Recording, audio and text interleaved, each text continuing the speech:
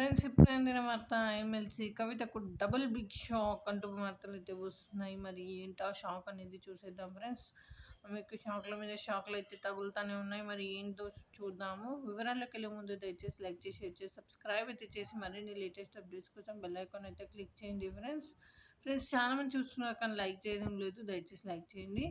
Delhi liquor scam కేసులో MLC కవితకు మరోసారి నిరాశ ఎదురైంది. ఆమె జ్యుడిషియల్ కస్టడీని మరోసారి పొడిగించి రౌస్ అవెన్యూ కోర్టు ఆగస్టు 9 వరకు జ్యుడిషియల్ కస్టడీ పొడిగిస్తూ ఆదేశాలు ఇచ్చింది. అలాగే అదే కేసులో ఢిల్లీ సీఎం కేజ్రీవాల్, మాజీ డిప్యూటీ సీఎం మనీష్ సిసోడియాకు కూడా కస్టడీని పొడిగించింది. తదుపరి విచారణకు ఆగస్టు 9కి వాయిదా వేసింది. కాగా గడువు ముగియడంతో ముగ్గురిని వీడియో కాన్ఫరెన్స్ ద్వారా కోర్టులో హాజరుపరిచారు అధికారులు. మరోవైపు ఈడీ కేసులోని ఎమ్మెల్సీ కవితకు షాక్ తగిలింది. ఈడీ కేసులో ఆమె జ్యుడిషియల్ కస్టడీని ఆగస్టు 13 వరకు పొడిగించింది.